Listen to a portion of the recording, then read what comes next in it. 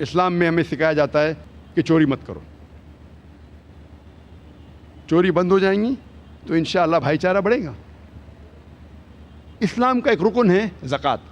ہر امیر انسان کو جس کے پاس 85 گرام سونا سے زیادہ بچت ہے اس کے لیے فرض ہے کہ وہ ہر سال 2.5% اس بچت میں سے غریبوں میں بانٹے.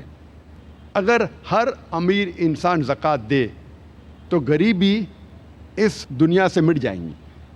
کوئی بھی انسان بھوک سے کبھی نہیں مرے گا. اگر ہر امیر انسان زکوٰۃ دے انشاءاللہ بھائی چارہ بڑھے گا.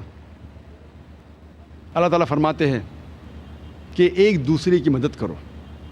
اللہ تعالیٰ فرماتے ہیں سورہ ماؤن میں سورہ نمبر 107 آیت نمبر 1 سے 7 میں ارأیت الذی یکذب بالدین فذلک الذی یدعو الیتیم ولا یحض علی طعام المسکین فویل للمصلین الذین هم عن صلاتهم ساہون الذین هم یراؤون ویمنعون الماعون. کیا آپ دیکھتے نہیں وہ انسان کو جو آخرت کو جھٹلاتا ہے, جو یتیموں کی مدد نہیں کرتا, جو مسکین کو کھانا کھلانے کی مدد نہیں کرتا. لعنت ہے وہ لوگوں پر جو نماز پڑھتے ہیں صرف دکھانے کے لیے, جو نماز میں غفلت کرتے ہیں, اور جو لوگ دوسرے کی معمولی سی مدد نہیں کرتے. قرآن میں کہا گیا ہے کہ ایک انسان دوسرے انسان کی مدد کرنا چاہیے, اور یہ انسان پہ لعنت ہے جو چھوٹی چھوٹی مدد اپنے بھائیوں کی, اپنے پڑوسی کی نہیں کرتے. اگر ہر انسان اپنے پڑوسی کی مدد کرے, اپنے بھائیوں کی مدد کرے, انشاءاللہ بھائی چارہ بڑھے گا. اللہ تعالیٰ فرماتے ہیں قرآن مجید میں سورہ نمبر 17 میں سورہ اسراء میں آیت نمبر 26 اور 27 میں کہ جو فضول خرچی کرتے ہیں وہ شیطان کے بھائی ہے. فضول خرچی کرنا اسلام میں حرام ہے. فضول خرچی بھائی چارے کو روکتی ہے. قرآن مجید میں کہا گیا ہے سورہ بقرہ میں سورہ نمبر 2 آیت نمبر 188 میں ورس نمبر 188 میں